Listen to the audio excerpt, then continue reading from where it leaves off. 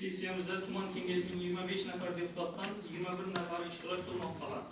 Sessiyani o'tkazish uchun kvorum yetarli. Sessiyani ochish bo'yicha kimda qanday taklif bor? Rahmat.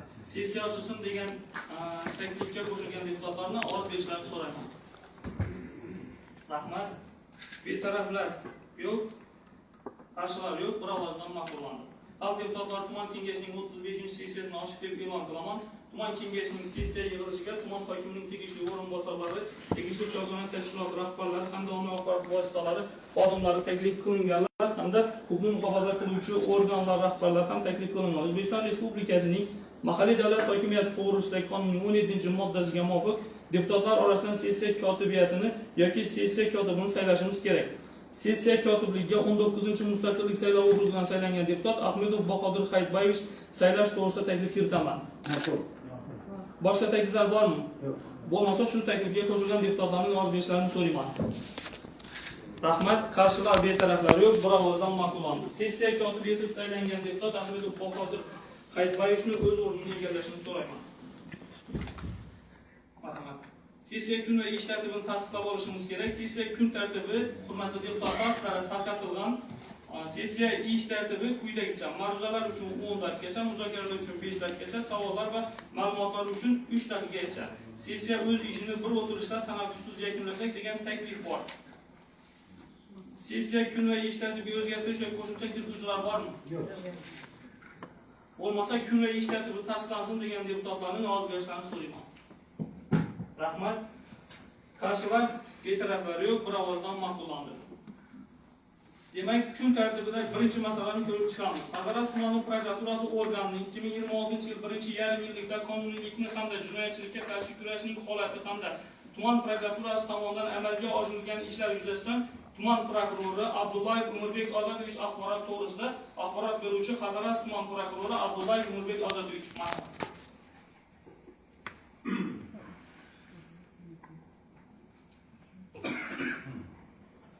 Assalomu alaykum, hurmatli yig'ilish qatnashchilari, hurmatli xalq vakillari, deputatlar. Men tuman prokurori Abdullayev Umirbek Ozodovich bo'laman. 8-iyundan bosh prokurorimizni 16-yil bilan asosan Hazrat tuman prokurori lavozimiga 5 muddatga tayinlandim.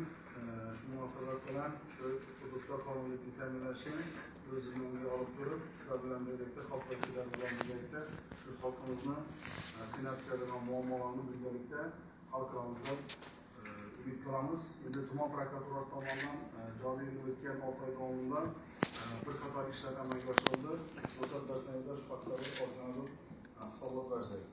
Tuman prokuraturasi tomonidan 2026-yilning 1-yarmidagi faoliyatini tashkil etishda asosiy e'tibor aholini har tomonlama qo'llab-quvvatlash, iqtisodiyot tarmoqlari barqarorlikni saqlashga oid qonunlar ijrosida kasbcha nazoratni ta'minlash, tumanda qonuniylikni mustahkamlash, huquqbuzarliklar va jinoyatlarning oldini olish masalalariga qaratildi. O'tgan 2026-yilning 1-yarmida qonunlar ijrosida nazorat faoliyati davomida ko'rilgan barcha choralar natijasida jami 200 nafar yaqin fuqaroning buzilgan huquqlari tiklandi. 20 nafar qonunga zid hujjatlarga propiska kiritildi. Tegishli idoralarga 47 talabnoma kiritildi. Sudlarga 3 ta ariza kiritildi. 19 nafar shaxs rasman ogohlantirildi. 55 nafar shaxslarning intizomiy va ma'muriy javobgarligiga tortildi. Ko'p qonun buzilish holatlari yuzasidan 18 jinoyat ishi qo'zg'atilib, prokuror tekshirishlari va dastlabki tergov davomida qariyb 7 milliard so'mlik zarar undirilishi ta'minlandi. Aholini ijtimoiy muhofaza qilish sohasida aholini qiynayotgan muammolarni aniqlash va ularni tezkorlik bilan bartaraf etish, muhtoj oilalarni qo'llab-quvvatlash, ularni kambag'allikdan chiqarish bo'yicha belgilangan vazifalar ijrosiga alohida e'tibor qaratilgan. Hazrat tuman prokuraturasining qonunni mustahkamlash, fuqarolarning huquq erkinliklarini muhofaza etish, jinoyatchilik hamda huquqbuzarliklarni oldini olish borasida o'tgan 1,5 yil davr davomida aholi bandligi, yangi ish o'rinlari yaratishga qaratilgan dasturlar ijrosidan tanlash borasidagi vazifalar ijrosi ustidan nazorat amalda ta'minlandi. Prokurorlar tashabbusi bilan migratsiyadan qaytgan 1689 nafar fuqaroga ishga joylashtirildi. Bundan tashqari, davlatimiz rahbarining viloyatga tashrif davomida berilgan topshiriqlar ijrosini ta'minlash maqsadida 6 defa norasmiy ish o'rinlari yaratilishi ta'minlandi. Xotin-qizlar va yoshlar huquqlarini himoya qilish, ularning tashabbuslarini qo'llab-quvvatlash ishlari ham ishchilik davom etmoqda. Xususan o'tgan davrda 108 nafar xotin-qizlarning doimiy ishga joylashtirilishi, 1148 nafarning kasb hunariga o'qitilishi hamda 3 nafariga 32 million so'm miqdorida kreditlar ajratilishi amalga ko'rsatildi. Tuman prokurori va o'rinbosariga biriktirilgan 5 nafar yoshlarning barchasi chuqurlashtirilgan tibbiy ko'rikdan o'tkazilishi ta'minlandi. Shuningdek, o'tkazilgan xatolar natijasida 5 nafar yoshlarda 16 ta muammo aniqlanib, 13 ta hal qilinishi ta'minlandi. Og'ir toifga kiritilgan otalik qonunidagi yoshlar bilan ishlash, ularni har tomonlama qo'llab-quvvatlash, ularni qiynab kelayotgan muammolarni hal qilishda amaliy yordamlar berish maqsadida tuman prokurori rahbarligida yoshlar bilan ishlash bo'yicha shtab tashkil etildi. Otalik qonunidagi muammolarni o'rganish va hal etish sog'liqni saqlash sohasida nazorat yanada kuchaytirildi. Sohada o'z yechimini topmayotgan masalalarning sabablarini aniqlab, ularni alohida yondashuv asosida hal etish bo'yicha ta'sirchan choralar ko'rildi. Jumladan, tibbiy ko'riklarga 1500 nafardan ziyod aholi qamrab olinib, ularda kasallik aniqlangan 674 nafar aholining 254 nafari ambulator va 400 nafari statsionar sharoitga sog'lomlashtirildi. Boshqaruv servis kompaniyalarining debitor qarzdorliklari undirish borasida o'sha tadbirlarimiz davomida 131,7 million so'm debitor qarzorlik undirishi ta'minlandi. Bu davrda 470 million so'mlik sifatsiz ish hajmlari va 55,6 million so'mlik qo'shib yorish holatlari bartaraf etildi.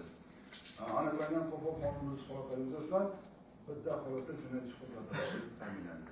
Energiya resurslaridan oqilona foydalanish borasida amalga oshirilgan ishlar natijasida debitor qarzorliklarni undirish bo'yicha sudlarga 1 milliard so'mlik jinoiy da'vo zarar kiritildi. Voyaga yetmaganlarning qonuniy manfaatlarini himoya qilish borasida ham qator ishlar amalga oshirilmoqda. Jumladan aniqlangan qonun buzish holatlarini bartaraf etish to'g'risida joylarga 2 ta ta'minoma, 3 ta qonunga zid hujjatlar qonun tarafdan moslashtirildi. 13 nafar mas'ul mansabdor shaxslarning ma'muriy va intizomiy moddiy javobgarlik masalalari hal qilindi. Ko'rilgan choralar natijasida voyaga yetmagan shaxslarning buzilgan huquqlari amalda tiklandi. Shuningdek, outsourcing tizimiga o'tkazilgan davlat maktabgacha ta'lim tashkilotlarida tarbiyalanayotgan bolalarni sog'lom ovqatlantirish va sifatli oziq-ovqat mahsulotlari bilan ta'minlanishini nazorat qilish maqsadida oshxonalarga 78 ta kuzatuv kameralari o'rnatilishi ta'minlandi. Jinoyatchilik va huquqbuzarliklarga qarshi kurashish, tezkor qidiruv va jarayonni muvofiqlashtirish sohasida asosiy e'tibor jinoyat va huquqbuzarliklarni tub sabablarini aniqlab, ularni sodir etilishiga sabab berayotgan omillarni bartaraf etish hamda jinoyatchilik ahvoliga oid ko'rsatkichlar haqqoniyligini ta'minlashga qaratildi. Shuningdek, jinoyatchilikga qarshi kurashish, jamoat tartibini saqlash va qizil toifadagi mahallalarda kriminal vaziyatni barqarorlashtirish borasida 16 ta mahalla to'liq kameralashtirildi. 284 ta kuzatuv kameralari o'rnatilib, 10 ta namunaviy xavfsiz ko'cha hamda 15 ta namunaviy xavfsiz bo'laklar tashkil etilishi ta'minlandi. Shu bilan birgalikda jinoyatlarni hisobdan chiqarish, yashirish holatlariga keskin kurashish natijasida 46 ta hisobdan yashirish holatlari aniqlanib, bu bo'yicha tegishli mas'ul mansabdor shaxslarning insoniy javobgarlik masalasi hal qilindi. Tezkor qidiruv sohasida nazorat ham kuchaytirilib, noaniq sharoitlarda sodir etilgan 45 ta jinoyat fosh etilishi hamda qidiruvda bo'lgan 21 nafar shaxslarning ushlanishi ta'minlandi. Hududdagi kriminal vaziyatni yaxshilash, jinoyatlarni barvaqt oldini olish, omillarni bartaraf etish yuzasidan ko'rilgan choralar bo'yicha xalq deputatlari tuman kengashiga muntazam ravishda axborot berib borilmoqda. Korrupsiyaga qarshi kurashish borasida ham tizimli ishlar amalga oshirilmoqda. Xususan, tuman prokuraturasi tomonidan Andijon tajribasi asosida ishlab chiqarilgan korrupsiyaning oldini olish va unga qarshi kurashish bo'yicha 26 banddan iborat yo'l xaritasi ijrosi ta'minlash yuzasidan shtab va doimiy faoliyat ko'rsatuvchi ish guruhi tashkil etildi. Tumanda raqamlashtirish orqali korrupsiyani yo'q qilamiz shiori ostida bir qator tadbirlar amalga oshirildi.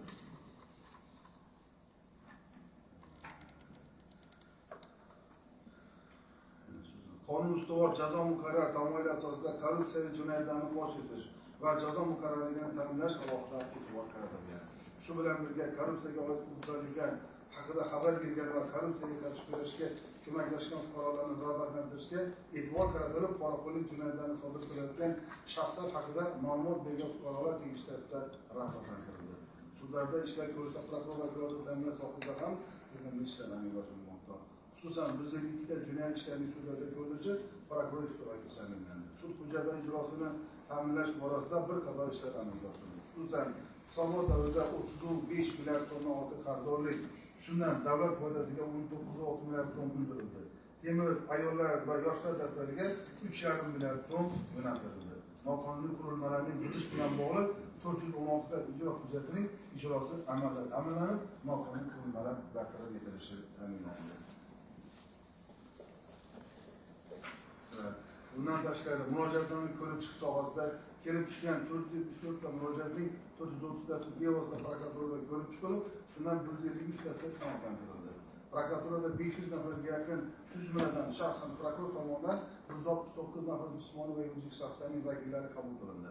76 million so'mlik ish haqi, pensiya, aliment va boshqa to'lovlarni olishda amaliy yordamlar ko'rsatildi. Tuman prokuraturasi tomonidan oshkorlikni ta'minlash va xalq oldida hisobot berib borish hamda jamoatchilikka xolis axborot yetkazish maqsadida Xalq deputatlari kengashlari va fuqarolarning o'zini o'zi boshqarish organlariga qonunchilik ahvoli haqida 4 ta axborot kiritildi.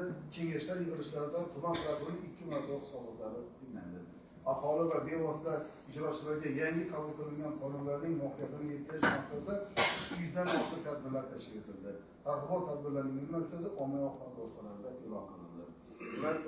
Viloyat prokuraturasining rasmiy Facebook va Telegram ijtimoiy tarmoqlaridagi sahifalarida 56 ta keng jamoatchilik uchun qiziqarli bo'lgan ma'lumotlar, tezkor xabarlar, yuqori rezonansga sabab bo'lgan voqealar haqidagi axborotlar muntazam ravishda xalq e'tiboriga taqdim qilib kelinmoqda. Hurmatli xalq vakillari, qisqacha axborot shundan iborat. Savollar bo'lsa, men bu uchun vaqtimdan qisqargan, shuning uchun qisqa qildim. Savollar bo'lsa, men Hurmatli deputatlar, ma'ruzachiga savollaringiz bormi? Assalomu alaykum, hurmatli sessiya ishtirokchilari. Hazrat tuman prokuraturasi tomonidan joriy etilgan Iskandar mobaynida amalga oshirilgan ishlarni dastlabkida xalq deputatlari Hazrat tuman kengashi korrupsiya qarshi kurash va xavfsizlik masalasi bo'yicha doimiy komissiyasida ko'rib chiqdi. Bir necha masalalarni qilingan ishlarni e'tirof qilgan holda qanaqadir taqsimni taklif etildi. Hurmatli deputatlar, ushbu masala bo'yicha qaror loyihasi tayyorlanib, tasdiqlash uchun qaror loyihasi sizlarga tarqatilgan. Qaror loyihasi yuzasidan taklif yoki o'zgartirish kirituvchilar bo'lmasa, qaror loyihasi tasdiqlansin degan deputatlarning ovoz berishlarini so'rayman. Rahmat. Qarshilar, betaraflar yo'q, bir ovozdan ma'qullanadi. Rahmat. Hurmatli deputatlar, eslatib o'taman, kun tartibi reglamentda rioya qilishimiz kerak. Belgilangan vaqtdan o'tib ketmasdan shu aniq ma'lumotlarni berishlaringizni so'rayman. Keyingi axborotlar uchrashadi.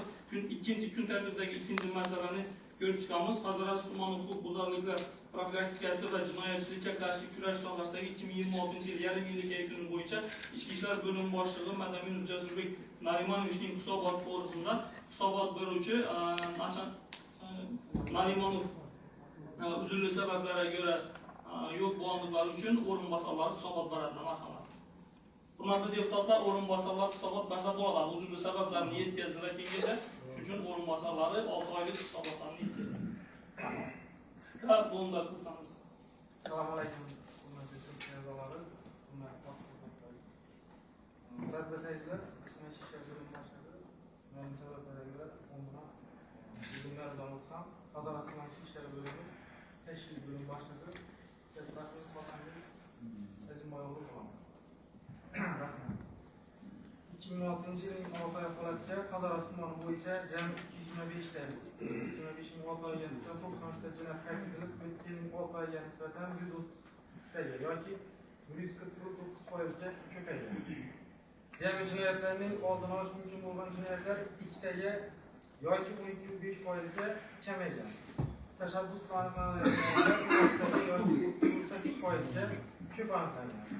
Axborot texnologiyalaridan foydalanib sodir qilingan jinoyatlar 118 taga 472% ga ko'paygan. Endi bu axborot texnologiyalari tomonidan sodir qilingan jinoyatlar kiber jinoyatlar, o'zga tursalar, ommalar xalq o'rtasidagi rivojlanish bori har xil virusli fayllar, har xil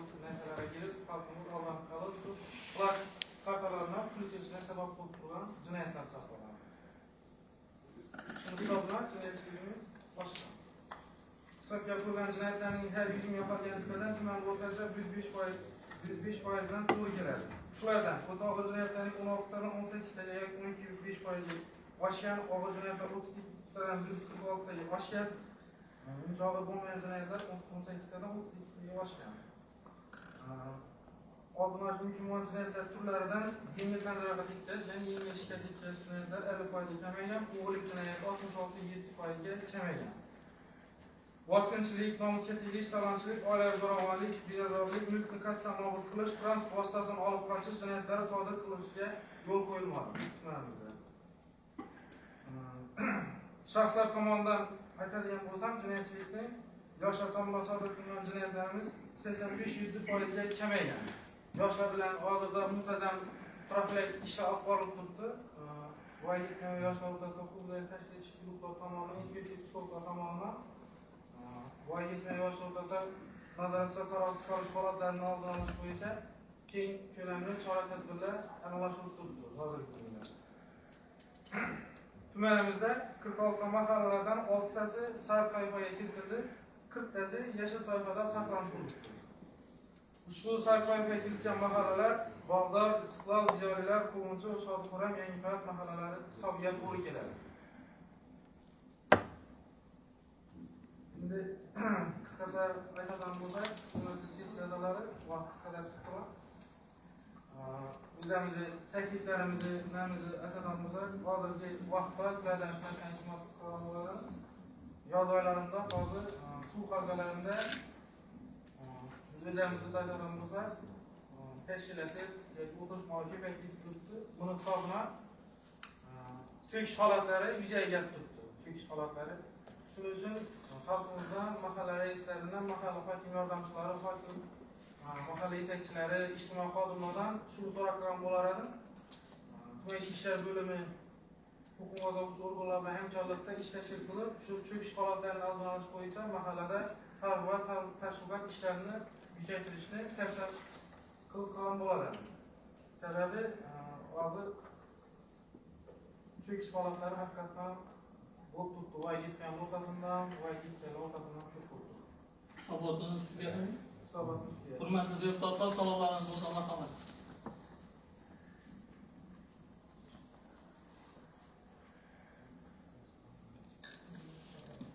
Zokat, marhamat.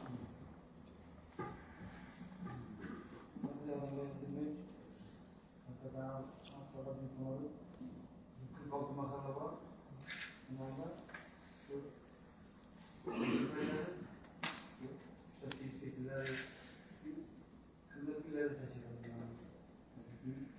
Mahalla reisi bilan jamoatchilik postlar tashkil qilinadi. Bular ahvol qanday bo'ladi? Endi bizda xizmat uyina to'liq ta'minlanmagan, ya'ni profilaktik inspektorlar to'liq 100% xizmat uyidan ta'minlanmagan, ehtiyojimiz bor. Bu bo'yicha ishlar olib turibdi. Xizmat uylarida profilaktik inspektorlari oila a'zolari bilan yashab, shu mahallada xizmat olib borib jamoatchilik maskani, ya'ni jinniydagi u narsalar tashkil qilingan. Endi hozir asosan mahalla yetaklik tashkil qilingandan keyin profilaktik inspektorlar shu mahalla yetaklik hamkorlikda ko'payib ahvoli yaxshi. Bo'yicha tumanimizda yaxshi. Hozirda tumanimizda Xavfsizlik sog'lom yurt kecha profilaktik tadbiri o'tkazilib turibdi. 1-iyuldan 30-iyuldan u respublika markaziga o'tkazilib turibdi.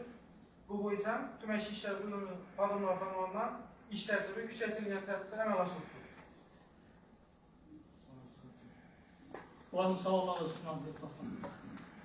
Marhamat. Assalomu alaykum. Güzel sanatı sayılır kotadan. Bunlarda ümidlerim. Sözü ayıp turgan mahalla uchastka inspektorlarining qanchalik ogohlantirishlarga qaramasdan mahallamizda shu kiber jinoyatchilik, ya'ni plastiklardan pul yechirish holatlarida ko'p uchrab turibdi. Qancha ogohlantirishlar berib turibdi, aytib turibdi. Shu O'zbekistonning ham qanchadan qancha masalan aytib zo'r yigitlari bor, qizlari bor. Shularga bir qarshilik qiladigan, shularni blok qiladigan, shularga qandaydir bir choralar ko'rish harakatlar qilinib turibmi? Doğru savol. Ogohlantirish foyda etmaydi. Doğru savol verdiniz. Tuman shisha bölüm tomonidan da bilmaydi. Viloyat bo'yicha siz javob bersan. Viloyat shisha boshqarmasida axborot texnologiya qarshi kurash boshqarmasi tashkil qilingan. Uni ishida qisqardi. Ana prezidentimiz e'tibori bilan, hozirgi davr e'tibori bilan bu shtat soni ko'paydi. Ya'ni tizimda ishlab chiqildi. Bu bo'yicha prokuror ogohlantirib olib borib turibdi. Endi siz savolga javob beradigan bo'lsam, tizimlar bittisi oldin aytib o'taman. Cyber Sheet degan programmamiz bor, ya'ni Turon degan programmamiz bor. Buni aholiga ko'p targ'ibot etdik. Prokuror inspektorlari mahalla telegram gruppalariga har hafta 3 marta, 4 marta prokuror ogohlantiruv tashiydi. Bunda o'sha Cyber Sheet Turon degan programmalar, dasturlar ham tashlab beribdilar. Agarda fuqarolarimiz shuni so'rayotgan bo'ladi, agar shundan foydalanishni xohlasalar, tuman shisha bo'limlariga murojaat qilsalar, o'sha narsani ulab beramiz. Bu virusli fayllar avtomatik ravishda o'chirib boradi, bloklab boradi, plastik kartalardan pul ishlashiga oladi. O'zi dasturlar yaratib turibdi bu bo'yicha. O'zi uylantirdimi unga? O'zi uylansa bo'ladi, u tashlab turibdi. Endi fuqarolarimiz shuni e'tibor berishlarini so'ragan, qo'llanmalar tashlab turibdi bu bo'yicha. Guruhlarga tashlab turibdi, qo'llanmalar. Mahallani kanallarına tashlab turibdi, maktablarning ham kanallarına tashlab turibdi bu narsa. Shuni targ'ibot qilishimiz kerak. Rahmat. Otamboy Azimbayevich bir narsani so'rayotgan edim. Shu 9 mahalla sor mahallada deysiz. 6 mahallani shu yashil o'tkazish bo'yicha shu kengashda shu 6 oylik yakuni bo'yicha bir ma'lumot bersangiz, nechta ishlar qilinyapti? Tushunarlimi? Tushunarli. Bo'lmasa, hurmatli deputatlar, savollaringiz, takliflaringiz bormi? Yo'q bo'ladigan bo'lsa, ushbu masala bo'yicha qaror loyihasi tayyorlanib, tasdiqlash uchun qaror loyihasi sizlarga tarqatilgan. Qaror loyihasi yuzasidan taklif yoki o'zgartirish kirituvchilar bo'lmasa, qaror loyihasini tasdiqlansin degan deputatlarning ovoz berishlarini so'rayman. Rahmat. Qarshilar, betaraflar yo'q, bir ovozdan ma'qullandi. Rahmat. Hurmatli deputatlar, endi kun tartibidagi 3-masalani va 4-masalani ruxsat bersangizlar, axborotchi, hisobot beruvchi tuman iqtisodiyot va moliya bo'limi boshlig'ining birinchi o'rinbosari moliya boshlig'i Ro'zimzorov Nurullayevich ruxsat bersangizlar 3 va 4-masalani birgalikda ko'rishsa. Ma'qulmi? Marhamat. Assalomu alaykum, hurmatli deputatlar, yig'ilish ishtirokchilari. Men endi O'zbekiston Respublikasi Prezidentining 30-yanvar 2025-yildagi Prezident soliq farmonining 8-bandining 3-xatnashisiga asosan energiya samaradorligi milliy agentligi, ijtimoiy himoya milliy agentligi bilan birgalikda 2026-yil 1-martdan boshlab mahalla yeddiligining xulosasiga asosan ijtimoiy reyestrdagi birinchi guruh nogironligi bo'lgan va mehnatga layoqatli a'zosi bo'lmagan oilalar xonadonlarini devor va tomlarini izolyatsiya qilish, energiya tejamkor deraza va eshik hamda quyosh panellari yoki giga kollektorlar o'rnatish bilan bog'liq ajratish masalamiz bor. Bu bo'yicha 61.800.000 so'm mablag' qo'yganmiz. Birinchi guruh nogironligi bo'lgan shaxsni xonadonini ta'minlab berish bo'yicha shuni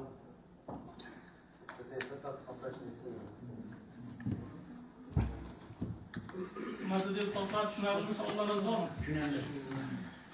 Xuddi shuningdek, infratuzilmani rivojlantirish jamg'armasidan yana bir Qazaras tumanidagi umumiy o'rta ta'lim maktablarida tashkil etilgan inklyuziv maktablarda to'siqsiz muhitni yaratish bilan bog'liq bo'lgan xarajatlarni qoplash uchun ham 751 million so'm infratuzilma jamg'armasidan ajratib berishlaringizni so'rayman. Uchinchi masala shu. Savollarimiz bormi, hurmatli deputatlar? Tushunarlimi? Ikki masalani hozir o'qib berishdilar. Takliflaringiz, muzokara chiquvchi savollar bo'ladigan bo'lsa, marhamat. Ushbu masala bo'yicha qaror loyihasi tayyorlanib, tasdiqlash uchun qaror loyihasi sizlarga tarqatilgan. Qaror loyihasi yuzasidan taklif yoki o'zgartirish kirituvchilar bo'lmasa, qaror loyihasini tasdiqlab berishlaringizni so'rayman. Rahmat. Qarshilar, betaraflar yo'q, bir ovozdan ma'qullandi. Rahmat. 4-masala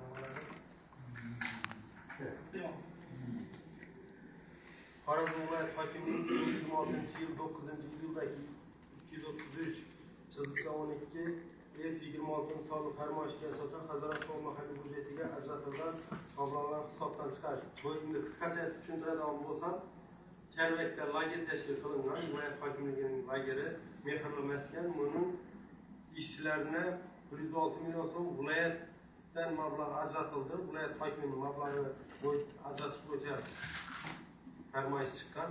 Shu farmoyishga asosan tuman hokimining qarori chiqib, mablag'i ajratildi. Ish haqqisi bo'yicha Mehrli maskandagi lagerda Abdullah rahbari, tarbiyachisi, shu an ish haqqisidan 106 million mablag' ajratildi. Shuni sessiyada ko'rib chiqish, ham tasdiqlab berish, deputatlar bo'yicha o'qib eshitish. Savollarınız var mı? Hurmatli deputatlar. Tushunarli bo'lsa, hurmatli deputatlar, ushbu masala bo'yicha qaror loyihasi tayyorlanib, tasdiqlash uchun qaror loyihasi sizlarga tarqatilgan. Qaror loyihasi yuzasidan taklif yoki o'zgartirish kirituvchilar bo'lmasa, qaror loyihasi tasdiqlansin degan deputatlarning alohidlashlarini so'raman. Rahmat. Qarshilar, betaraflar yo'q, bir ovozdan ma'qul. Rahmat. Kun tartibidagi keyingi masalani ko'rib chiqishga o'tamiz. Tumanda yoshlar uchun yozgi ta'til mazmunli va samarali tashkil etishga qaratilgan dolzarb 90 kun chora-tadbirlar dasturini tasdiqlash to'g'risida axborot beruvchi Hazarat tuman maktabgacha va maktab kundagi 18-41 sonli yozishmalariga asosan yoshlar uchun yozgi ta'tilni mazmunli va samarali tashkil etishga qaratilgan dolzarb 90 kun hamda 30-iyun yoshlar kuni va 12-avgust xalqaro yoshlar kuni bayramlari munosabati bilan yoshlarning bo'sh vaqtini mazmunli tashkil etish, ularning iqtidorini namoyon etishga qaratilgan forumlar, festivallar hamda boshqa madaniy, ma'rifiy tadbirlarni tashkil etish va sifatli amalga oshirish yuzasidan ma'lumot berdi hamda tegishli mas'ullarga zarur ko'rsatma topshiriqlar berildi. Mazkur topshiriqlarning ijrosini ta'minlash maqsadida kun tartibidagi masala atrofida muhokama qilinib, bo'lgan fikr va takliflarni inobatga olgan holda shu dolzarb 90 kun chora tadbirlarni bir tasdiqlab berdik. Qisqa vaqtda o'qib chora tadbirlarni dasturlarni hozir o'qib o'tirishdan avval sizlar hammasi tarqatilgan, shuni bir tasdiqlab bersanglar degan savollar, marhamat. Hurmatli deputatlar, menga qatnashgan avamlar shunday juda chiroyli yaxshi tumanida keyingi bo'limlar qanday bo'ladi? Mablag'lar masalasi keyingi endi tumanimizda 3 dona yozgi oromgoh tashkil etilgan. Viloyat hokimligiga tegishli bo'lgan, bilasizlar, Karvakda Istiqlol ham Nihol oromgohlari. Keyingisi bo'lgan Nihol oromgohi faoliyatini yuritadi. Yana bir fatot bo'ladi. Keyin shu bilan yilki yozgi oromgohlar faoliyati shu belgilanganlar bo'yicha tamom tugatiladi. Mablag'lari bor, mahalliy hokimiyatda ajratib berilgan. Ish haqqi, oziq-ovqat hammasi rejalashtirilgan, bor va yetarli. Bundan muammo yo'q. Marhamat.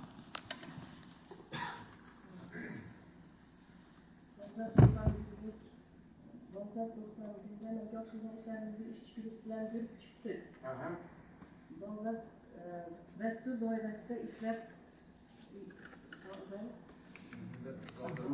90 kunlikda uyushmagan yoshlarni jalb qilishda qanday ishlar amalga oshiryapsizlar, qanday ish olib boryapsizlar?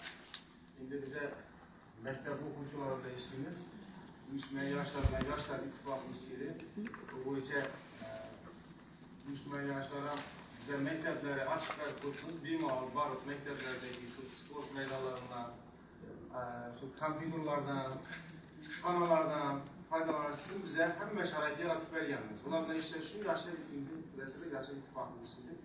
Biza birgalikda shu hamkorlikda ishlar tashkil etganmiz. Biza asosiy ular shu maktabdagi bizlardagi moddiy texnik bazamizdagi bor narsani sharoit imkoniyati ular bilan shu bemalol foydalanish uchun sharoit yaratiladi. Rahmat. Hurmatli deputatlar, ushbu masala bo'yicha qaror loyihasi tayyorlanib, tasdiqlash uchun qaror loyihasi sizlarga tarqatilgan. Qaror loyihasi yuzasidan taklif yoki o'zgartirish kirituvchilar bormi? Bo'lmasa, qaror loyihasi tasdiqlansin degan deputatlarning ovoz berishlarini so'raman. Rahmat. Qarshilar, betaraflar yo'q, bir ovozdan ma'qulman. Rahmat.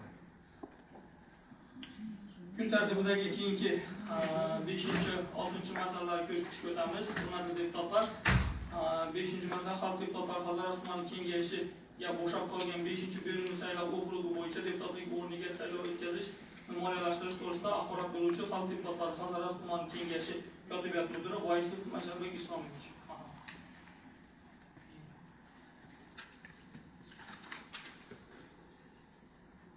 Hurmatli deputatlar, O'zbekiston Respublikasi Markaziy saylov komissiyasining 2026-yil 8-iyuldagi ayrim bo'shab qolgan o'rinlarga mahalliy kengashlar deputatlarining saylovini tayinlash to'g'risidagi 1468-sonli qaror ijrosini ta'minlash maqsadida xalq deputatlari Hazaras tuman kengashining bo'shab qolgan 5-bölümlü saylov okrugi deputati saylovga tayyorgarlik ko'rish va uni o'tkazish bilan bog'liq xarajatlar smetasini tasdiqlashingiz kerak. Xarajatlar smetasi halol loyihalar sizlar tarqatilgan bilsangiz, umumiy summa 61 million so'm tutdi. O'shandan mas'ul tutdi. Shuning uchun qisqaroq aytaman, savollarni takliflaringiz bo'lsa, javob berishim mumkin. Shunday savollar bor. Shularni hurmatli 10 ruxsat bersangizlar, 6-masala kotibiyat mudirina tegishli, buni hisobotini bersangiz ma'qul. Xalq deputatlari Hazaras tuman kengashining 2025-yil 29-oktyabrdagi o'zboshimchalik bilan egallab olingan yer uchastkalariga hamda ularni qurilgan binolar inshootlarga bo'lgan huquqlarni e'tirof etish to'g'risidagi O'zbekiston Respublikasi 937-sonli qonunning Hazaras tumanida ijrosi to'g'risidagi 7-23-135-12-174 K 25-sonli qaror ilovasini qo'shimcha va o'zgartirish kiritish masalamiz bor. Bu mesele oldingi sessiyamizda ham tasdiqlanganmi, bizda aytib o'tdim. Oldingi sessiyamizda 7-23-135-12-174 K 25-sonli qarori tasdiqlangan. Endi shuning ilovasini o'zgartirish kiritishimiz kerak. İşçi guruhining tarkibini o'zgartirishimiz kerak. Bunda 4 dona ishchi guruhini tasdiqlab berish rejalashtirilib turibdi. Birincisi Hazaras tuman hokimining qurilish va to'liqsiz muhit yaratish, kommunikatsiya, kommunal xo'jaligi, ekologiya va ko'kalamzorlik masalalari bo'yicha o'rinbosari, keyin Davlat kadastrlar palatasi Xorazm viloyati Hazaras tuman filiali boshlig'i, Hazaras tuman qurilish va uy-joy kommunal xo'jalik bo'limi bosh mutaxassisi, tuman bosh arxitekturasi, Hazaras tuman tegishli mahalla rayoni reislarini kiritishimizni sizlarga tavsiya qilib savollarınız olsa rahmat. Olma savollarınız hurmatli deputatlar. Hurmatli deputatlar, shu masala bo'yicha qaror loyihasi tayyorlanib, tasdiqlash uchun qaror loyihasi sizlarga tarqatilgan. Qaror loyihasi yuzasidan takliflar yoki o'zgartirish kirituvchilar bo'lmasa, qaror loyihasi tasdiqlansin degan deputatlarning ovoz berishidan so'rayman. Rahmat. Qarshilar, betaraflar yo'q. Bir ovozdan ma'qullandi.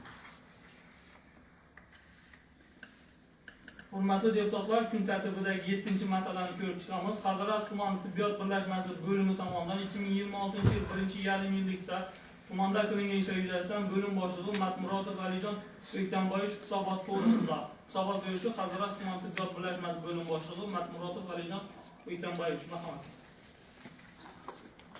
Matmurotov qisqa lo'nda aniq ma'lumot bersangiz.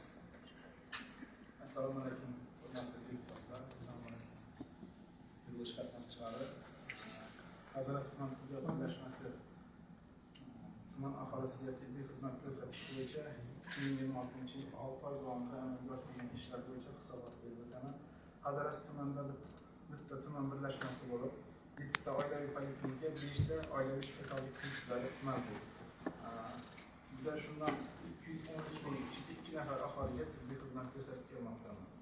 Aholining profilaktika tibbiy ko'rik, skrining dasturlari, patronaj hamshiralar bilan qamrab olish maqsadida 99 ta tibbiyot brigadasi tashkil qilganmiz. Bundan 18 yoshdan 40 yoshgacha tumanning 73.381 nafar bo'lib, joriy yil 6 oy davomida 31.507 nafar aholisi profilaktik tibbiy ko'rikdan o'tkazilib, ularning 2.481 nafar 3-xavf guruhiga, 279 nafari 4-xavf guruhiga kiritilgan. Kasallik aniqlangan 2168 nafar fuqaroni 1849 nafari ambulator va 319 nafari statsionar sog'lomlashtirildi. Ularning 2099 nafari tuman hamda 69 nafar viloyat muassasalarida sog'lomlashtirildi. Tumandagi 40 va undan katta yoshdagi aholi 61.162 nafar bo'lib, yurak qon tomir kasalligi bilan dispanser nazoratida bemorlar soni 9.449 nafarni tashkil qiladi. Skriningda o'tishi lozim bo'lgan aholi soni 51.713 nafar. Shulardan yurak qon tomir xavfi omillari 5% gacha 12.081 nafari 10% gacha, 5.947 nafari 20% gacha, 2.625 nafari 30% gacha, 10.019 nafari 30% dan yuqori, 620 nafari tashkil qiladi. Skrining tekshiruvi hayotida birinchi marta aniqlangan kasalliklar: qonda xolesterin miqdori 237 nafar yuqori, arterial qon bosimlari 198 nafar, ortiqcha vazn bilan 136 nafar, yurak qon tomir kasalliklari 194 nafar tashkil qiladi. Shulardan sog'lomlashtirish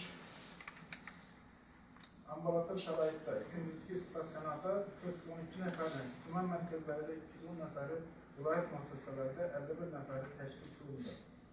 Tumanda 40 va undan katta yosh aholi 61.162 nafar bo'lib, hamfuriyali dispanser nazoratida ular soni 3.506 nafarni tashkil qiladi. Hurmatli Murodov, endi hurmatli deputatlar, ruxsat bersangizlar, bu statistik ma'lumotlar hammasi bizga tashab berilgan. Bu statistik ma'lumotni ma'ruza shaklida ham YouTube'dan ham Instagram'dan ham yorishimiz mumkin. Bizga qiziqi, endi shu sog'liqni saqlash bo'yicha nima ishlarni rejalashtiryapsizlar? Aholini rozi qilish bo'yicha qanday o'zgarishlar bo'lyapti?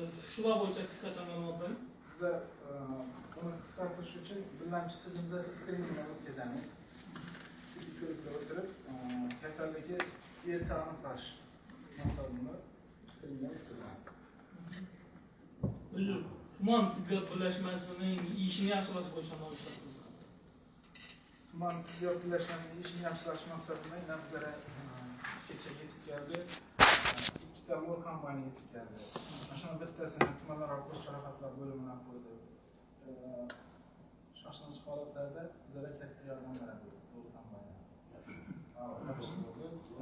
Poliklinika ham bittasini qo'ydi.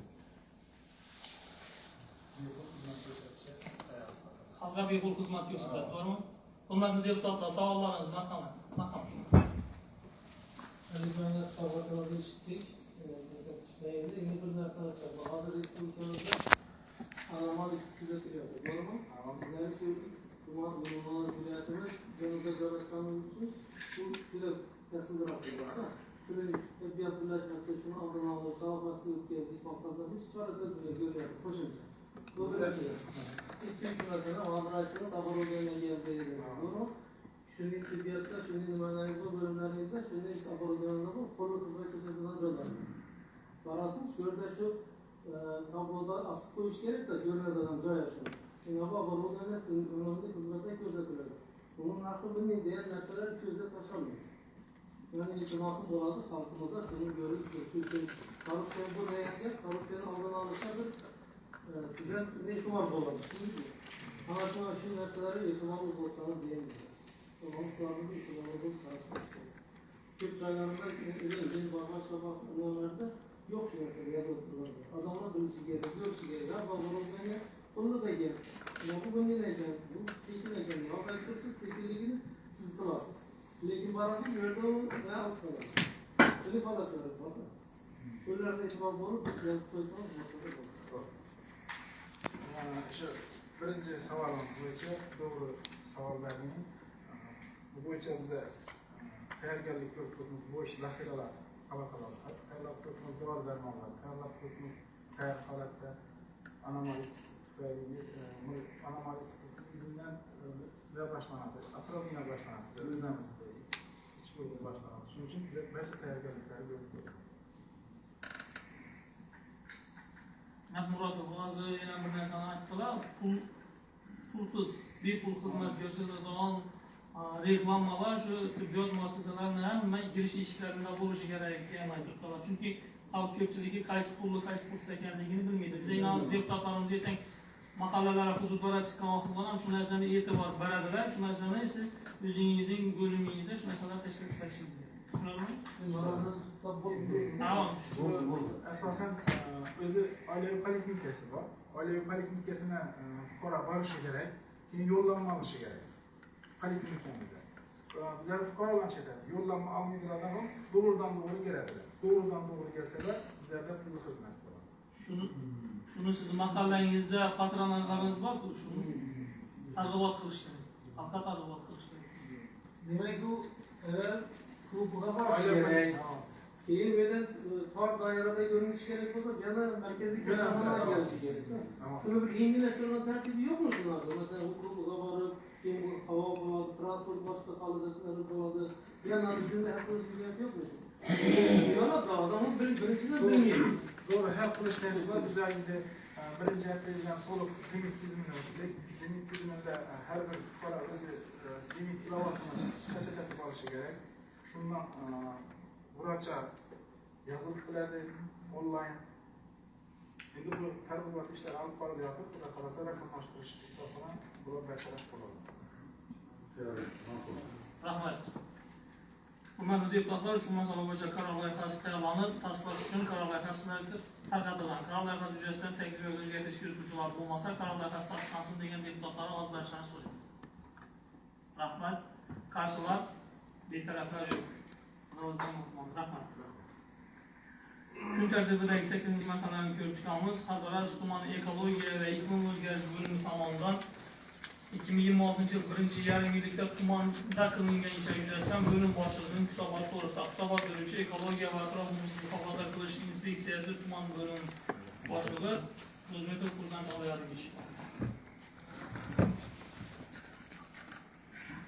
hisobotlar bizlarda statistik ma'lumotlar deputatlar tashalgan shu qisqacha endi navbatchilar qilinayotgan shu bo'yicha ma'lumotlar.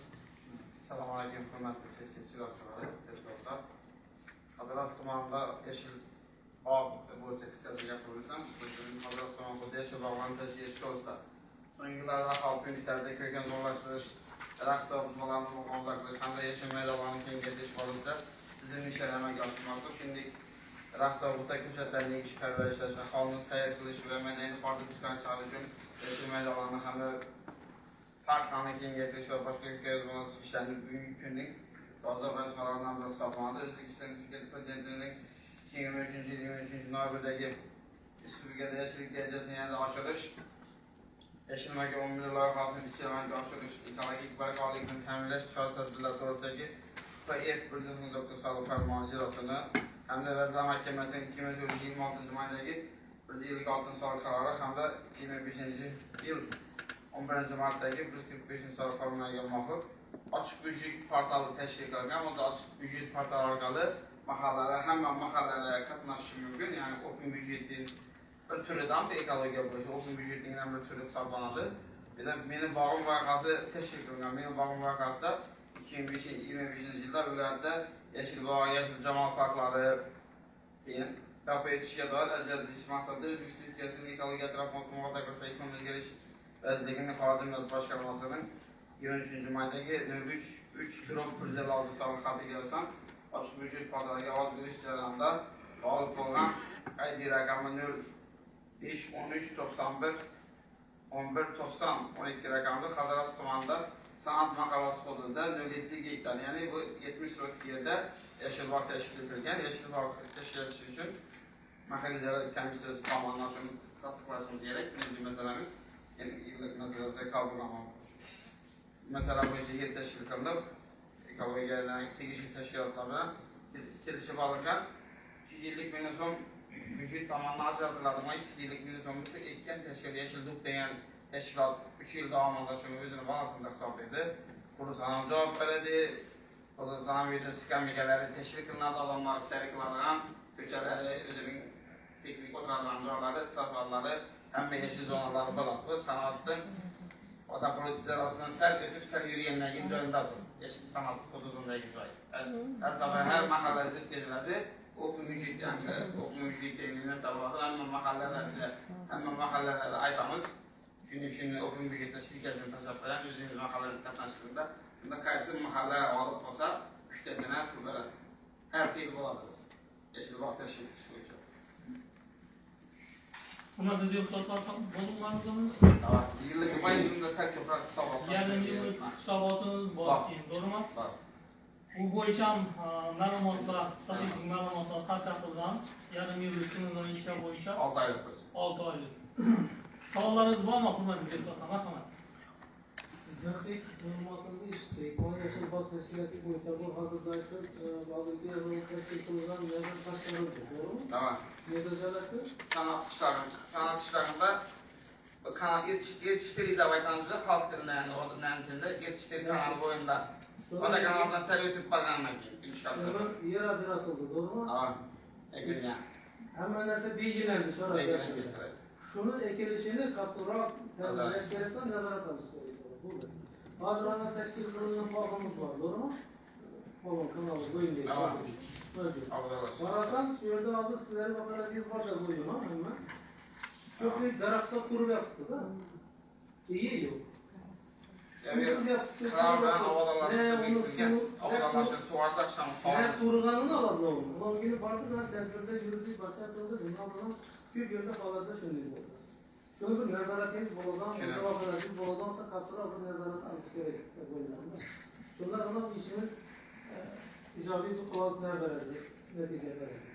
Ama o kılsak, yani bu ne olmasa, kararsız bulsa, mesuliyet ilgilenmezse, başka bulunmazsa yani akıl yankını unutmalı. Valla, hava oluşturuyor.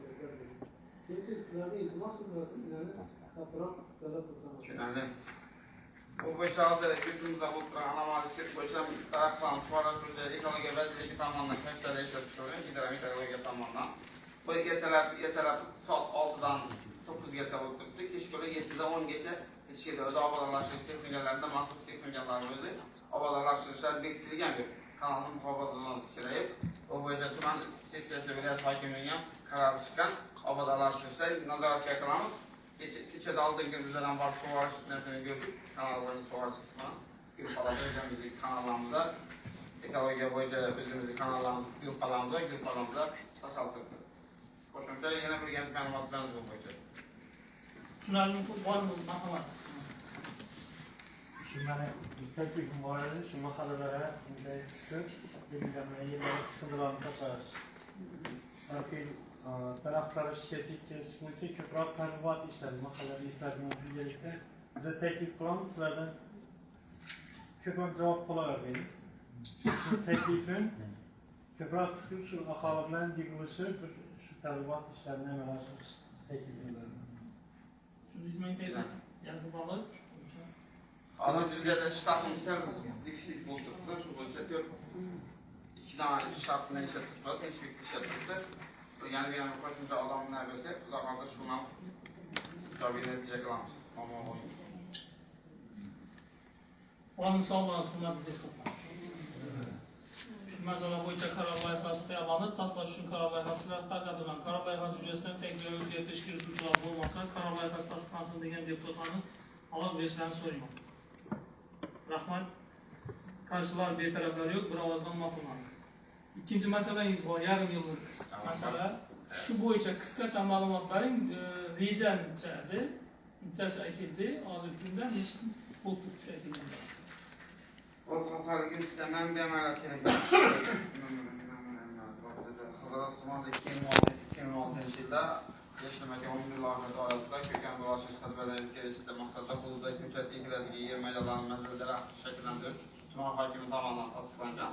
Tuman tasdiqlangan dasturga muvofiq bahor mavsumida 450 mingta dona mevali daraxtlar burada ko'chatlarni ekish belgilangan olib, bahor mavsumida 503 ming 490 ta daraxt ekilgan bo'lib, reja bajarilishi 110%ga ko'chatda ekilgan ko'chatlar to'g'risida ma'lumotlarni yashilmagan eko-elektron platformasi bor. Bu platformaga joylashtirilgan.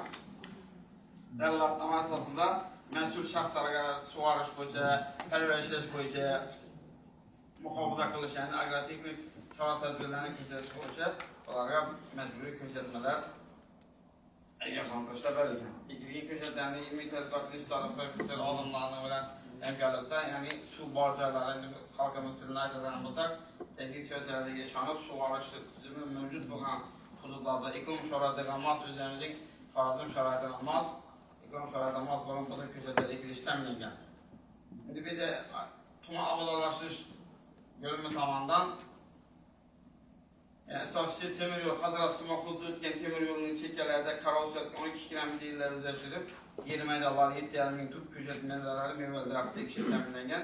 Ko'chatlarni ekish uchun maxsus 5 ta maxsus avtomobillar jalb qilinib, sug'orish ishlari tashkil qilingan. Shuningdek, bitta prokuror bog'i tashkil etilib, 5,5 ming dona ko'chatdagi ishlanmagan. Ya'ni Hazrat tumanidagi chiqindi poligoni bor, yangi bozor ishlari Kamalolov mahallasida bo'ladi. Bu yerda saksovullarni poligon atrofini ko'kalamzorlashtirish ishlarida saksovul o'g'irlarni ekib, yashil binolar tashkil qilingan.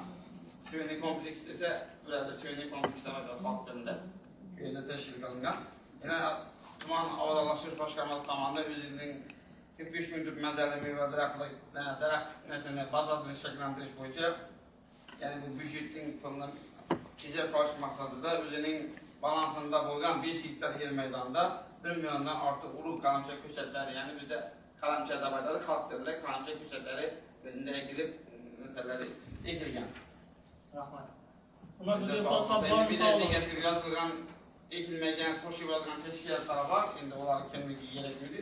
Ko'pchilik qo'llanilgan, chora ko'rilgan. Afzaldan prokuratura bizda har oyda so'raydi. Hamma narsa endi bizda Uğurlu ekologiya hamma bir de asosiy masala ekologiya urug'lar tutdi. Doğru bir de her bir teşkilat bo'lsin, maktabgacha ta'lim bilan bog'cha, maktab, korxona tashkilotlari rahbarligiga bekitilganlar bu buyruq orqali qanday shu hamda demak tafakkurlashimiz bo'lsa, bir inson maktab bilan bir inson bog'cha bo'lsa ham, shu bog'chaning rahbari mas'ul shuna. Qaror berilsa shu yerda telefondan 100 dona ektinda bu hokimiyatda svodka beradi, nafli birinchi maktabda hisoblasak, bog'chada hisoblasak 100 dona ektinda hisobot beradi. Bu hokimiyat kirgizgandagi bizlar platformamizda gündeydi. Eşilmegan platformamizda gündeydi. Aslında bu rahbarning telefonuna isimiz vardı. Siz 100 dona daraxt ekkan ekansiz, siz bu bo'yicha tayyorlashi, agrotexnik tadbirlarni ruxsat ogohlantirib, avtomatik tizimga isimiz vardı. Siz buna aslında belgini aslında men qurib qoldim, ekmedim, men bo'lmadi dedi. Bir daha şu agrotexnik tadbirlari sug'orish tizimini deb alohida berib turibmiz. Sug'ormagan uchun ham ona memnun javobgarlik to'g'risida tegishli moddalarni aslan belgilangan tartibda ma'muriy javobgarlikka tortilishi asal qiladi. Shuni hamma bilib qo'ysa bu foydadan xoli qilmaydi. Ertaga men bilmadim degan gap uni har 6 oyda kvartalda ekilgan lekin ular ish yo'qiga bo'lgandanmi? O'zimizning rahmat reglamentga e'tibor berishimiz kerak. Vaqtimiz ketib qoladi. Savollarimiz bo'lmasa, hurmatli deputatlar, ushbu masala bo'yicha qaror loyihasi tayyorlanib tasdiqlash uchun qaror loyihasi tayyorlab berilgan. Qaror loyihasini tasdiqlasin degan deputatlarni ovoz berishni so'rayman. Rahmat. Qarshilar betaraflar yo'q, bir ovozdan ma'qul. Rahmat. Kun tartibidagi 12-masalani ko'rib chiqamiz. Hudud gaz ta'minoti Hazrat tuman bo'limi tomonidan tabiiy gaz ta'minoti va chekka hududlarga suyultirilgan gaz yetkazib berish borasida 2026-yil 1,5 yillikda amalga oshirilgan ishlar yuzasidan bo'lim boshlig'i Sobirov Sherzodbek Shavkat hisobot beruvchi hudud gaz ta'minoti Hazrat tuman filiali rahbari Sobirov marhamat. Sobirov siz ham shuningdek bizlar uzoqdan uzoq hisobot, statistik ma'lumot hammasi tashab berilgan, to'g'rimi hurmatli deputatlar? Nov ishlar qilinishi kerak. Xalq shu gaz bo'yicha nov muammolarga duch kelib turibdi. Shularni yechimini qildirsa, shu bo'yicha qisqacha ma'lumot bersin. Marhamat. Assalomu alaykum. Hurmatli kengash qatnashchilari, hurmatli deputatlar. Hazrat tuman gaz bo'limidan 6 oylik qilingan ishlar bo'yicha savol berishsam, Hazrat tuman gaz ta'minoti bo'yicha 69,9 km yer osti, 394,7 km yer usti gaz quvuri. Tumanda jami 220 ta o'tib shundan 29 donasi yuqori bosimli, 91 donasi o'rta bosimli gaz taqsimlash uskunalari mavjud. Tumanimizda 38.435 ta iste'molchi bor. Shundan 23.345 tasi tabiiy gaz iste'molchisi, 220 tasi ulgurji iste'molchi, 14.870 ta suyultirilgan gaz iste'molchisi mavjud. 26-27 yillar davomida tabiiy gazni tejash va texnologik yo'qotishlarni oldini olish maqsadida bir qancha ishlar olib borildi. Gaz quvurlari rekonstruksiya qilish 707 kilometr rejaga kiritilib, amalda 609 kilometr rejaga nisbatan 89,6% bajarildi. Ikkita yuqori bosimli qit'ada mukammal ta'minlash rejasi kiritilib, amalda bittasi rejaga nisbatan 50% bajarildi. 220 ta qit'a reviziya taftish qilish reja bo'lib, amalda 112 tasi reviziya qilindi. Rejaga nisbatan 59 bajarilgan. Gaz quvurlarini bosim ostida zichlikka sinash va havo bosim ostida tozalash 45,8 kilometr reja bo'lib, shundan 31,3 kilometrga rejaga nisbatan 68,3 ga bajarilgan. Yer osti gaz quvurlarini holatini tekshirish 69,9 kilometr reja bo'lib, shundan 52,4 kilometrga rejaga nisbatan 75% ga bajarildi. Gaz quvurlarini bo'yoqlash 24,5 kilometr reja bo'lib, shundan 24,8 kilometr rejaga nisbatan 104% 2% ga bajarilgan. Aholi xonadonlarini 2 bosqichli tizimga o'tkazilish rejasi 2115 ta amalda 100% ga bajarilib, 2115 tasi ham qo'yilgan. O'tgan 6 oy davomida tumanda 9 ta mahalla, jumladan Aloqali-Ko'l mahallasida diametri 89 mm, 17 km, Kervak Yoshlar mahallalarida tabiiy gaz beruvchi diametri 159 mm, 4 km, Munis Xorazmiy mahallasida diametri 76 mm, 26 km, Yo'ldosh shaharchada mahallasida Bundan ma'lumotlar bor. Hozirgi kunda shu gaz bo'yicha xalqi qiynab turgan nov masala bor. Nov yechim topdi. Gaz misol uchun suyultirilgan gaz yetkazib beriladigan mahallalarda fuqarolar necha vaqtdan yetib borib turibdi. Ana shu bo'yicha qisqacha ma'lumot bering.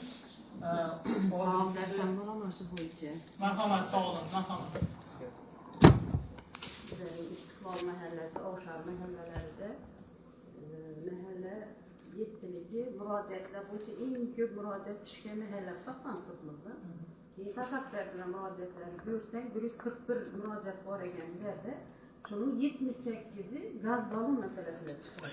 Kalanı mahalleyle taalluqli meseleler. Bizlere yine İstiklal Mahallesi'nde yakında prokurorun sayar kabul bulandan aytmadingizlar. Gaz kompressori iş taptı, bir ay içinde yaşlanıp ketadi dedingizlar. Lekin yine bir ay bolup o'tdi hamki hali ahvol yaxshilanmadi. Ahvoli murojaat bilan chiqyapti. Hozir yine shaxsan o'zim guvohligim mesele 55 günden mi 50 günden berilerde balon yani aytib turibdilar gaz idarasi xodimlari. Lekin kana tegishli hujjating, kana bizlere ko'rsatishing degan qaror chiqqan bo'lsa desa hech qanday hujjat taqdim etib turgani yo'q. Xodimlarimiz borib turib. Ana shundan bizning aholimiz eng ko'p murojaatlar bo'lib turgan mahalla hisoblanib turibmiz bize. Yettilik ishlamagan, yettilikki eng ko'p murojaatlar yo'q bo'lgan mahalla bo'lib turibmiz. Rahmat Muratova. Tushundingizmi savolni? Qisqacha shu gazning yetib bormasligi uchun vaqt ketganligi, shu bo'yicha ma'lumotlar qachon yaxshilanadi, qachon joylashadi? Endi hozir qit'alarda bizlarda remont ishlari bo'lgani uchun salgina uzilishlar bo'lib qoldi. Hozirgi kunda shu uzilishlarimiz bartaraf qilindi. Hozirgi kunda Istiqlol mahallasi bizlarda 1034 ta iste'molchisi mavjud bo'lib, oylik rejasi 914 tonna bo'lishi kerak edi. Amalda 740 tonna 704 tonna reja nisbatan 80% bajarilgan. Endi hozirgi remont ishlari bartaraf bo'lgani uchun uzluksiz qarasa berishimiz bor. Bitteginler şundan. Endi hozir zuvoti siz aytganingizdek 50 kun, 30 kun dedingiz-ku. Endi zuvoti kelib chiqqan holatini qaraganda biz 30 kundan 60 kun ichida berishimiz kerak. Hozirgi kunda 50 kundan o'tganini berib turibmiz. Endi hozir zuvot bo'lib ishga tushib ketgani uchun 50 kundan 45 kun, 35 kunga tushamiz. İş nesinden? Marhamat. Ben işi okudum. Evet başarılı.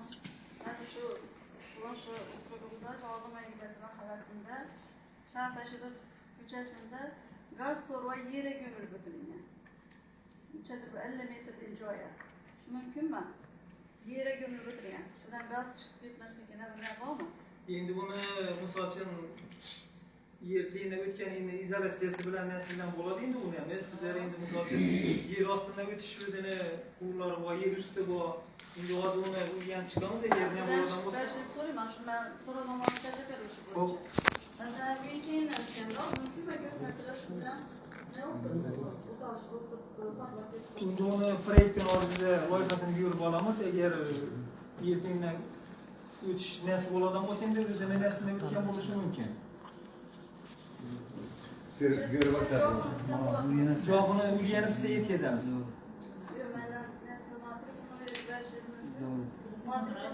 97'den 458 44 Ben bilan nasıl gaplashaman.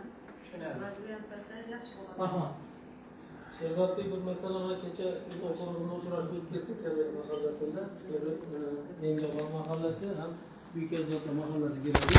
Aholidan kelib shunday bir narsa bo'ldi. 50 kun o'tirildi hozir. Javob berishlar. Shuningdek vaqtida kesildi, vaqtida men turibdi degan bir narsa bo'ldi. Shuni sizga aytyapman. Keyin yana bir savolim. Yana masalan hozir endi yoz fasli.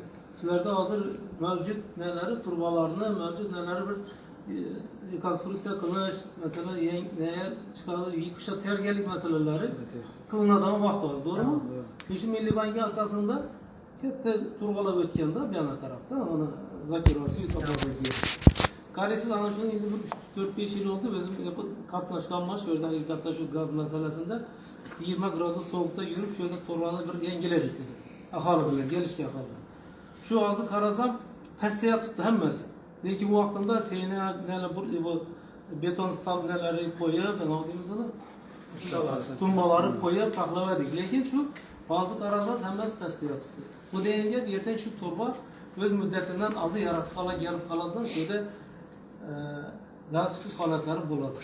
Shuning uchun shuncha narsalar sizlarda ko'zda tutilgan ma'muriy ishlar qilish kerak. Ama bu bo'yicha shuni qilish ko'zda tutilgan bo'lsa, sizdan bir iltimos bo'ladi. Shuni bir vaqtida bir qishdan oldin bir reviziya qildirib bersangiz, shu o'rinda deb iltimos qildim. tushunarli. Bormi savollar, hurmatli deputatlar?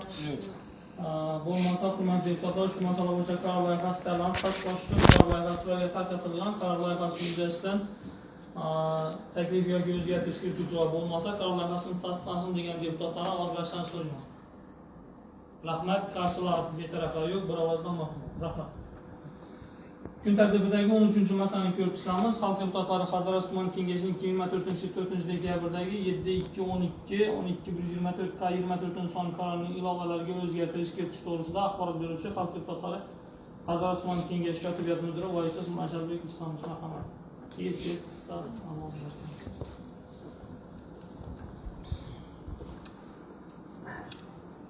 Hurmatli deputatlar, O'zbekiston Respublikasi Oliy Majlisi Senati Kengashining 2024-yil 30-oktyabrdagi xalq deputatlari viloyat, tuman, shahar kengashlari doimiy komissiyalar to'g'risidagi namunaviy nizomni tasdiqlash haqidagi KK 846-4 sonli qaroriga qisman o'zgartirish kiritish qaroriga asosan xalq deputatlari Hazorasp tuman kengashining 2024-yil 4-dekabrdagi 7-2-12-12-174 K24 sonli qarorining ilovalarini o'zgartirish kiritish. Bu reglament, bilasizlar, reglament masala bo'yicha doimiy komissiyaning tarkibini boshqa doimiy komissiyalar tarkibine a'zolarni qo'shish bo'yicha ilovalarni o'zgartiryapmiz. Bu qaror loyihasi sizlarga tarqatilgan. Shu bo'yicha ularni keng to'xtalib turman. Reglament doimiy komissiyasindagi 4 tane deputat boshqa komissiyalardan ham bo'lishi mumkin. Shuning uchun boshqa komissiyalarga tuzilib chiqdi. Bu bo'yicha qisqa ma'lumotim shu. Savollarni so'raman. Tushunarlimi, hurmatli deputatlar, savollarimiz yo'qmi? Bo'lmasa, shu masalani qaror loyihasi yuzasidan taklif yoki o'zgartirish kirituvchilar bo'lmasa, qaror loyihasi tasdiqlansin degan deputatlarni ovoz berishni so'rayman. Rahmat. Qarshilar betaraflar yo'q, bir ovozdan ma'qullandi. Yana bir masalamiz Voisov Fotigichi kun tartibidagi keyingi masalamiz ayrim bo'shab qolgan o'rinlarga mahalliy kengashlar deputatlarining saylovini o'tkazuvchi uchastka saylov komissiyasi a'zoligiga nomzodlarni tavsiya etish to'g'risida axborot beruvchi xalq deputatlari Hazorasp tuman kengashi kotibiyat mudiri Voisov marhamat. O'zbekiston Respublikasi Markaziy saylov komissiyasining 2026-yil 8-iyuldagi ayrim bo'shab qolgan o'rinlarga mahalliy kengashlar deputatlarining saylovini o'tkazish to'g'risidagi 1468 sonli qarorga muvofiq Hazaras tuman 5-Beruniy saylov okrugidan bo'shab qolgan o'ringa mahalliy kengash deputatiga saylov o'tkazish bo'yicha saylov o'tkazish uchastka saylov komissiyalar a'zoligiga nomzodlarni tavsiya etish to'g'risida bu. Bilasizlar, 2 uchastka bor 5-Beruniy saylov okrugida. Shu 2 uchastkaga nomzodlari uchastka rais o'rinbosar kotib a'zolarini nomzodlari tavsiya qilib turibdi. 303 ham 304-saylov uchastkalari bir okrugda joylashgan. Bu bitim ma'lumotlarni sizlar elektron yetkazilgan, hozir ham tarqatilgan savollaringiz bor. Shuni uchastkalarning tarkibini tasdiqlab berishingizni tavsiya etamiz. Hurmatli deputatlar, savollaringiz bormi? Yo'q. Ushbu masala bo'yicha qaror loyihasi tayyorlanib, tasdiqlash uchun qaror loyihasi sizlarga tarqatilgan. Qaror loyihasi yuzasidan takliflarga o'zgartirish kirituvchilar bo'lmasa, qaror loyihasi tasdiqlansin degan deputatlarning ovoz berishlarini so'rayman. Rahmat. Qarshilar, betaraflar yo'q, bir ovozdan ma'qul. Rahmat.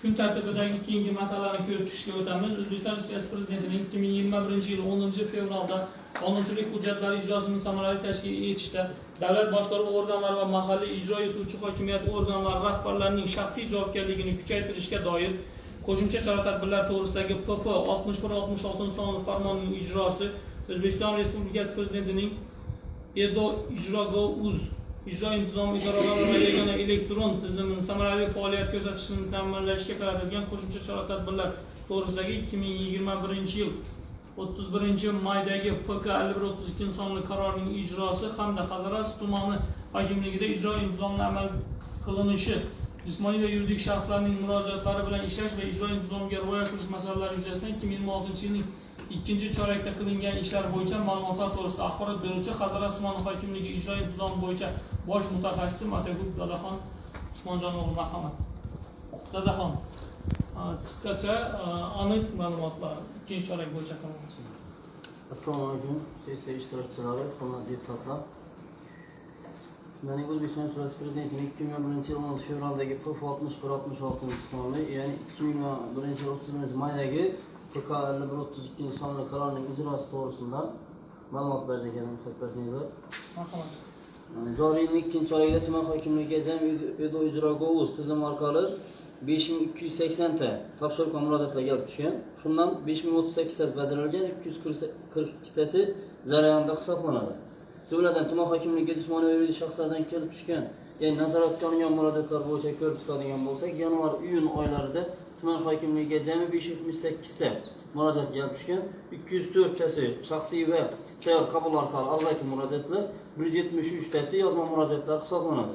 Jismoniy va yuridik shaxslardan O'zbekiston Respublikasi Prezidentining xalq qabulxonalari va virtual qabulxona orqali jami 201 ta murojaat kelib tushgan bo'lib, 19 tasi xalq qabulxona orqali, 182 tasi virtual qabulxona orqali kelib tushgan hisoblanadi. Tuman hokimligi 2026 yil 2-chorak hisobida jami 137 ta qaror va farmoyishlar kelib tushgan bo'lib, shulardan 41 tasi qaror loyihasi tayyorlanib, ijrosi yuzasidan tegishli chora-tadbirlar tasdiqlangan. Tuman hokimligining jami shundan tuman hokimligining jami 124 tasini yig'ilish planlari qabul qilinib, ijroga yuklatilgan. Yuqoridagi nazoratga olingan qaror va farmoyish, topshiriq va murojaatlarning ijrosini ta'minlashda mas'uliyatsizlikka yo'l qo'ygan 4 ta tuman hokimligi xodimiga hayfsan intizomiy jazo chorasi qo'llanildi. Mas'uliyatsizlikka yo'l qo'ymaslik maqsadida tuman hokimligida jami har hafta dushanba kuni tuman hokimligi huzurida, har hafta juma kuni tuman hokimining birinchi o'rinbosari huzurida muhokama qilinib, ogohlantirishlar berib berilmoqda. Har bir topshiriq ijrosini kamida bir hafta oldin bajarish choralari ko'rilmoqda. Hazaras tuman hokimligi ijro intizomi shundan iborat edi. Marhamat, savollarni takliflaringiz bo'lsa. Hurmatli deputatlar, savollaringiz bormi? Yo'q, Ushbu masala bo'yicha qaror loyihasi tayyorlanib, tasdiqlash uchun qaror loyihasiga tarqatilgan. Qaror loyihasi yuzasidan takliflarga o'zgartirish kirituvchilar bo'lmasa, qaror loyihasi tasdiqlansin degan deputatlarning ovoz berishlarini so'rayman. Rahmat. Qarshilar, betaraflar yo'q, bir ovozdan ma'qul. Kun tartibidagi keyingi masalalarni ko'rib chiqamiz. Xalq deputatlari Hazorasp tumani kengashining 2026 yil 1-iyundagi 73483-12-174 26 sonli qaroriga qisman o'zgartirish kiritish to'g'risida axborot beruvchi Xalq deputatlari Hazorasp tumani kengashi kotibiyat bosh mutaxassisi Jumanyoz Hazratbek Rahmonovich, marhamat. Hazratbek, qisqacha o'nlab turibsiz. Assalomu alaykum kengash raisi, assalomu alaykum hurmatli deputatlar. Bugungi masalamiz Xalq deputatlari Hazorasp tumani kengashining 2026 yil 1-iyundagi 7-chaqiriq 34-sessiya 3483-12-174 K26 son qarorini qisman o'zgartirish kiritish bo'yicha bo'ladi. Bu qarorni 3-punkti qisman o'zgartirilyapti. Sababi O'zbekiston Respublikasi Oliy Majlisi Senati Devonining hududiy vakillik organlari faoliyatini o'rganish markazini iyun oyi 6-sonli o'rganish ma'lumotnomasi keldi. Bu bo'yicha qaror qabul qilganmiz, mablag' ajratganmiz shu vaqtda. Lekin bu mablag'da qarorda yozib turibdi, o'rganish xulosasiga ko'ra O'zbekiston Respublikasi Budjet kodeksining 143-moddasi 3-qismiga asosan Qoraqalpog'iston Respublikasi budjet viloyat budjetlari, tuman shahar budjetlari, tuman va shaharlar budjetlari daromadlari prognozi oshib bajarilishi, elektron savdo maydonchalari va yer uchastkalariga bo'lgan huquqlarni realizatsiya qilishda ushbu budjetlarda tuman mablag'lar hamda davlat aktivlarini xususlashtirishda tushgan mablag'lar hisobidan xarajatlari tegishli budjetlar o'zgartirishlar kiritilmasdan amalga oshiriladi deyilgan. Biz yuqorida qayd qilingan qarorda yozib ko'ramiz, budjetlarni o'zgartirish qo'shimchalar kiritish bo'yicha tuman hokimligining birinchi o'rinbosari Ro'zinov Jalolbek Nurlayevich zimmasiga yuklatilgan, lekin bu narsa budjet kodeksining 143-moddasida 3-qismida o'zgartirish kiritilmasdan amalga oshirish belgilangan. Shu qismida biz hozir 3-punktini o'zgartirayotgan qismimiz tuman iqtisodiyot va moliya bo'lim boshlig'i Ro'zinov Jalolbek Nurlayevichga hamda tuman g'aznachilik bo'linmasi boshlig'i Xudoyberganov Azamatga to'g'rilanib o'rnatilgan tartibda va o'z vaqtida amalga oshirish vazifalari topshirish, so'zlarni o'zgartirish bo'yicha qonunni muvofiqlashtirib chiqaryapmiz. Shu masalamiz bor edi.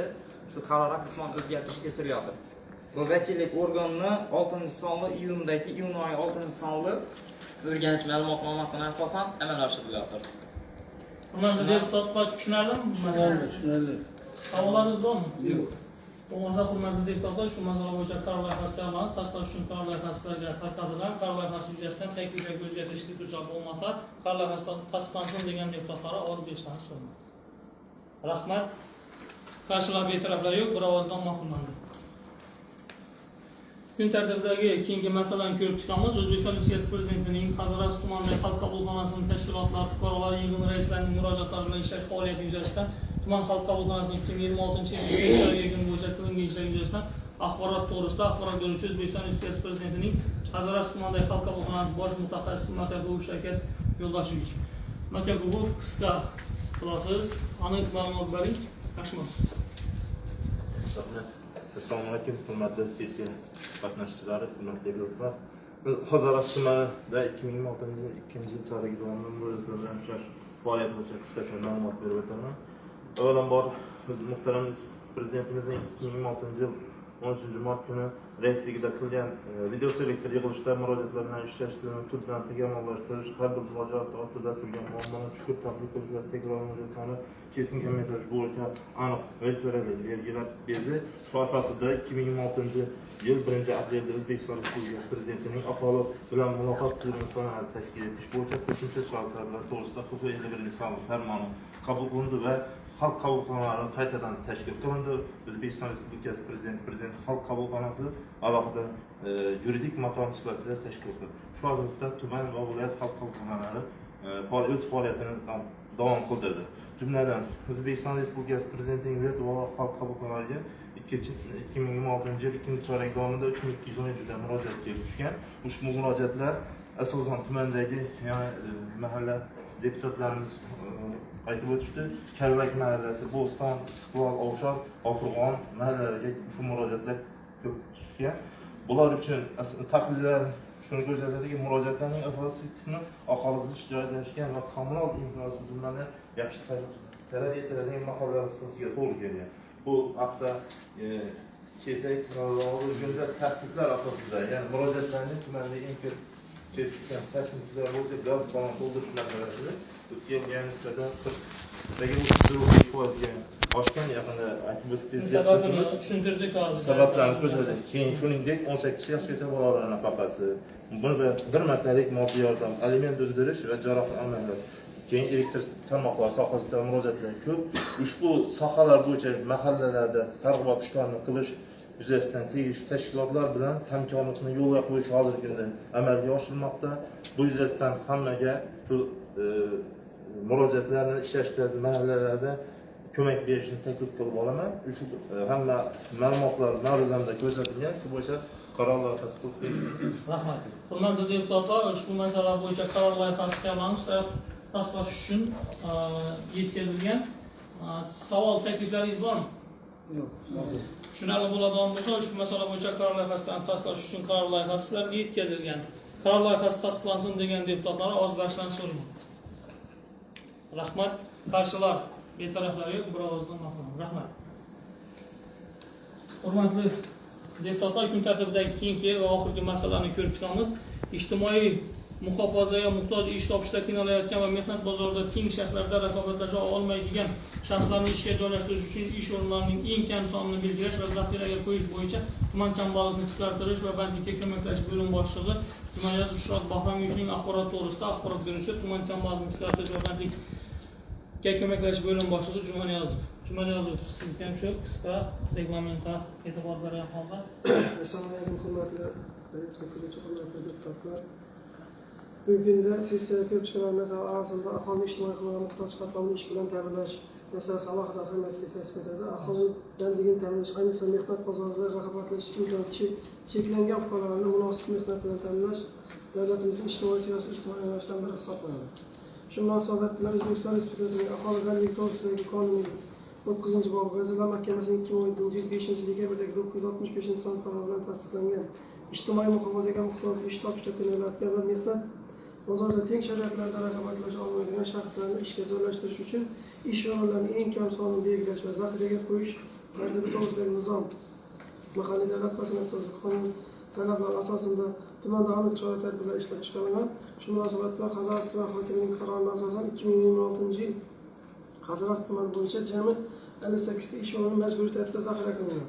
Shundan 31 ta ish o'rni yoki 53% nogironlik bo'lgan shaxslar uchun 5 ta ish o'rni 9% oilaviy zo'ravonlikdan jabrlangan shaxslar uchun 21 ta ish o'rni yoki 36% kambag'al oilalar registridagi oilalar uchun bitta ish o'rni yoki 2% jazoni ijro etish muassasalaridan ozod qilingan shaxslar uchun ajratilib kvota qilib qo'yibdi.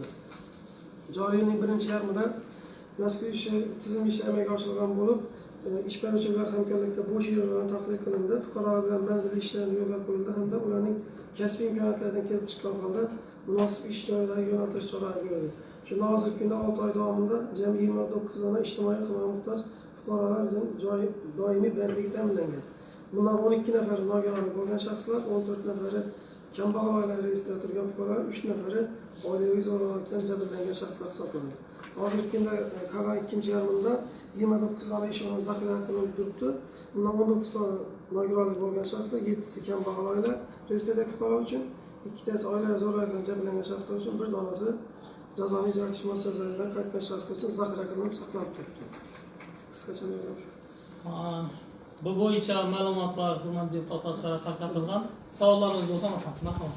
Suratbek hozirda muhtaram prezidentimiz Belorussiyaga borib keldilar. Shu bo'yicha katta ishlar bo'lib turibdi. Hozir matbuotda ko'rib turibmiz. Viloyatlarda odamlar berib turibdilar ishsizlar.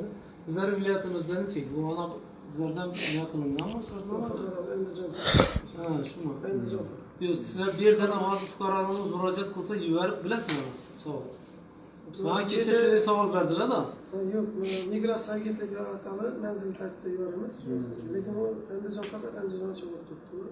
Yo'q, boshqa viloyatlar ham axborot berdi, viloyat hokimlari kecha hammasi. Shu bo'yicha. Boshqa emas, faqat Andijon uchun. Shunday edi. Andijon viloyat hokimi borib shartnoma qilgan. Yaxshi, yo'q, buni esa e'tibor bermasizlar. Başka vilayet rahbarları, hakimleri axborot berdi, bizlarda deb Buxoroniki berdi, boshqa oqshomdan ko'rdim shu narsa. Belorussiya masalasi bo'yicha da endi bilmayman. Yo'q, masalan, bizlarda fuqarolarimiz murojaat qilsa yuborib bo'ladimi? Gapingiz migratsiya agentligi orqali Sizlarga murojaat qilish kerakmi? Bizlarga murojaat qilsa, biz migratsiya agentligiga bog'lanamiz. Bizlarimiz tumanda migratsiya agentligi yo'q. Teoriyada Viloyatda tashkil etilgan. Shu orqali bog'lanamiz, shu orqali. Bu bizden akşam bana savol berdi. Bizler dedi şu anda barcak bozablar prezidentimiz barıp geldi. Neçe dediniz? Ben size aytdım da ben bölümüne murojaat kılasınız.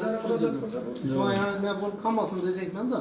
Bizlarga murojaat qilsa, bize migratsiya agentligi. Şunu. Sağlarınızda olun. Ushbu masala bo'yicha qaror loyihasi tayyorlanib, tasdiqlash uchun qaror loyihasi sizlarga tarqatilgan. Qaror loyihasi yuzasidan taklif yoki o'zgartirish kirituvchilar bo'lmasa, qaror loyihasi tasdiqlansin degan deputatlar ovoz berishni so'radim. Rahmat. Qarshilar, betaraflar yo'q, bir ovozdan ma'qullandi. Rahmat. Bo'lmasa so'z navbatini sessiya kotibiga beramiz. Sessiyamizda ko'rilgan masalalar bo'yicha. Hurmatli deputatlar, sessiya ishtirokchilari, yine sessiya kun tartibinde kendi meseleler görüldü. Bu meseleler boyunca verilgen teklifler, savollar metninde yazıp alındı. Hem şu sessiyanın kararını tayyorlashda ushbu tekliflarni inobatga olinishini tavsiya qilaman. Rahmat. Bo'lmasa xalq deputatlari tuman kengashining 35-sessiyasini yopiq deb e'lon qilaman. Hurmatli deputatlar, sog' salomat bo'ling.